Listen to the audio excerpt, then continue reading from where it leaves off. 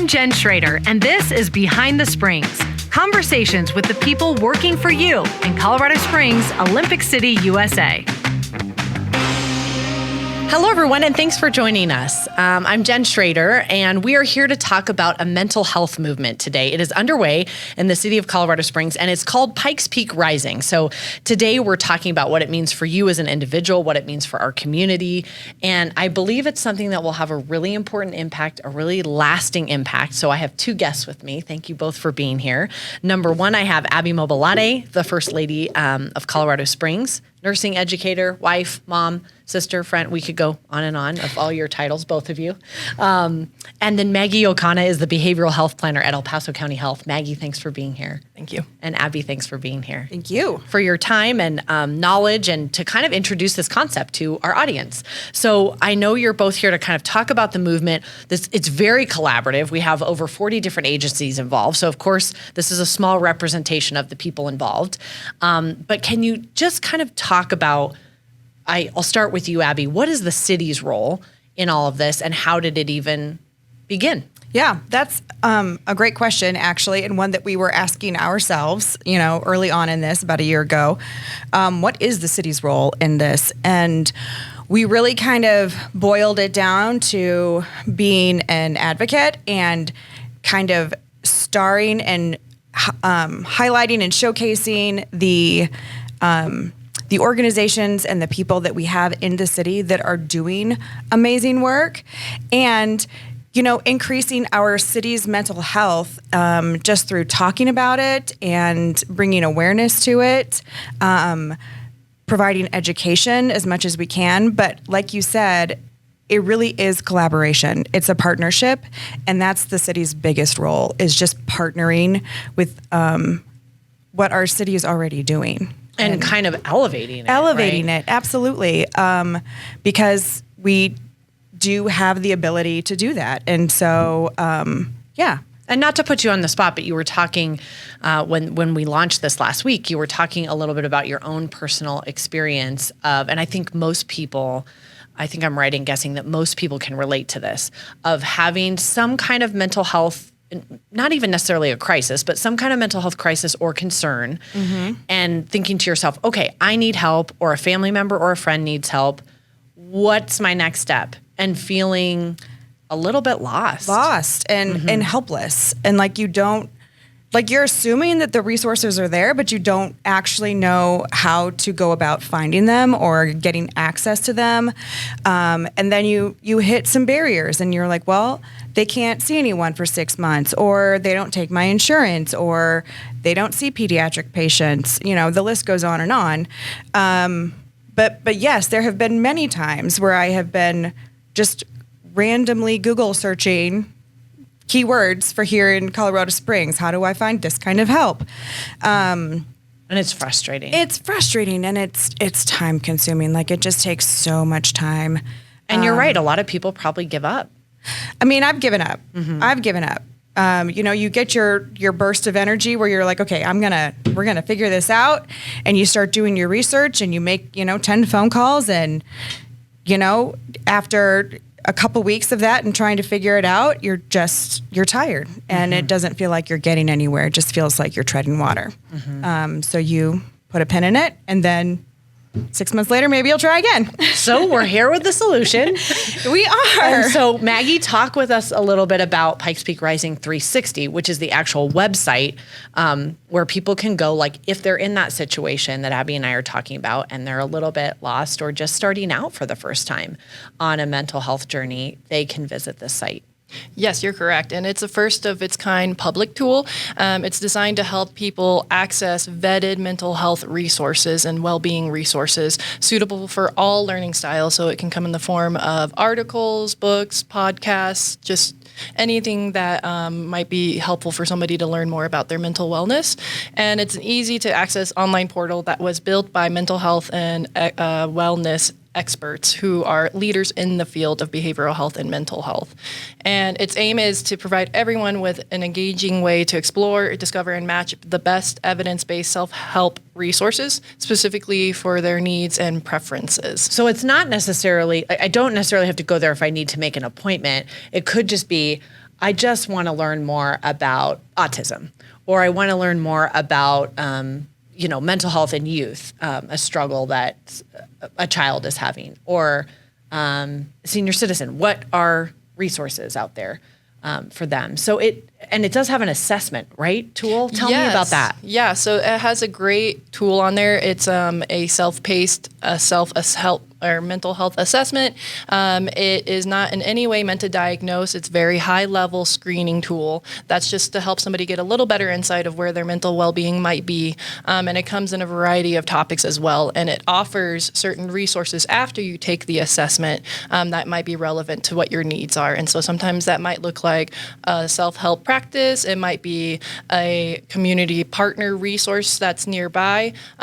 Or it might just be some kind of self-paced self-help practice that they recommend. But it's all right there, which is really nice. Like it's a one-stop shop where you can kind of start and see where you need to go, and pretty intuitive and easy to navigate. Yes, and again, like Abby mentioned earlier, sometimes you're Googling and it can be frustrating, whereas this tool is, again, vetted by professionals. All the content you're getting on there has either been created by them or reviewed and rated by them, so you're not going to get anything that's going to lead you astray. It's going to give you the great resources that you might actually need. Because that's the scary part about the Googling. It's terrifying about the Googling, because there's so much misinformation out there, and it's really hard to good grief, even when you're just shopping for something, it's really hard to figure out if you're like getting scammed or if it's legit and everything looks great and sounds really nice, but the reality is we don't always know. Right. And so that's one of my favorite parts of this entire website is that, I'm a nurse, I'm an educator, so we follow things that are evidence-based. We don't just follow things that sound good or look good, or, my neighbor Joe, I don't have a neighbor Joe, but my neighbor Joe told me this was, and it worked for him, and so this is the gospel truth. No, it's evidence-based. It's backed by research. And just as important, it's local. So you're finding someone that's convenient for you, because it's like, I can't drive 30 minutes or 45 minutes to find the care I need. Where's someone closer, or where's some options, I guess. Options, yes. Yeah. Absolutely. And this is the first stage. This is the first phase of the website, and it's going to continue to grow, and we are able to change it and adapt it. We are able to modify it and make it a tool that works really well for Colorado Springs and the Pikes Peak region. The greater region. Yes. Yeah. So this is not just exclusive to our city. It's absolutely not. The entire region. Absolutely not. The more the merrier. Why we intentionally did not name it COS We Rise. We named it Pikes Peak Rising, because we wanted to be very sure that we were inclusive. And it could grow, which I hope and think that it will. It will. You would think. It will. How is the feedback so far that you've been receiving? I know it's very new. Yes. It's been very positive. I think folks are using it already, checking out the assessments, the different topics, and it also is available in Spanish. We've actually had some Spanish-speaking users already access the platform, which is great, and they don't even have to create an account to use it, which is nice for some folks that just want to remain kind of anonymous and check out the resources, but it's just another great way to access something that they don't feel stigmatized. Yes, absolutely. And at any time of day, because typically you have time late at night or early in the morning, and just whenever you have time to do it. So this might seem kind of obvious, but let's also talk about why improving mental health benefits our community as a whole. I feel like that's obvious to me, but maybe not to everyone. And they may be saying, well, what does local government or even, all these agencies, why come together? Why do this? So let's just talk about that and give me your thoughts on why that's so critical to our overall, quality of life. Yeah, that's a big question, Jen. We could literally sit here and talk about that for the whole week. We don't have all day, but just in terms of like lower crime rates and better quality of life and better neighborhood connections. And all those things are really important, I know, to you and to Mayor Yemi. If you can just talk about why is that such a high priority for both of you? Okay, so we could pull at this thread and unravel it down all the way. So I look at it in a very practical way. So I know that when my mental health is better and I am taking care of myself and I'm in a good place, I am a better wife, I am a better mother. I am a better worker. I am a better friend. I am nicer to the customer service people that I'm talking to. Right. You know, I drive in a different way. I'm more patient and I am more gracious and I am just more kind when my mental health is taken care of. On the flip side of that, the exact opposite is true. When I am not in a good space, I am short-tempered with my kids. I am impatient. I am not a good partner. I am doing what I need to at work. I am getting very frustrated on the road. I'm yelling at customer service people, and this is just the truth. And that's just the surface, because And it that's can just keep the going. surface. Yes. That's exactly right. And that's just like yes, exactly. Top layer right there. So take that and multiply it times how many people are in this region now? Yeah. I mean, at Like least 500,000. half a if not million. more. In the region, even more than that. In our Exactly. city, 500,000. Right. Mm-hmm. So think about the impacts of one person taking care of their mental health and really focusing in on it, and the ramifications that has for relationships and families, and then our kids that are going to school. And instead of them going to school and just being off because, you know, mommy yelled at me this morning, and I'm sure like when I come home, like my household is going to be stressful, and flip that to, you know, kids going to school from secure, stable homes with parents who are taking care of their mental health and in turn showing their children, modeling that so that our kids can do that as well.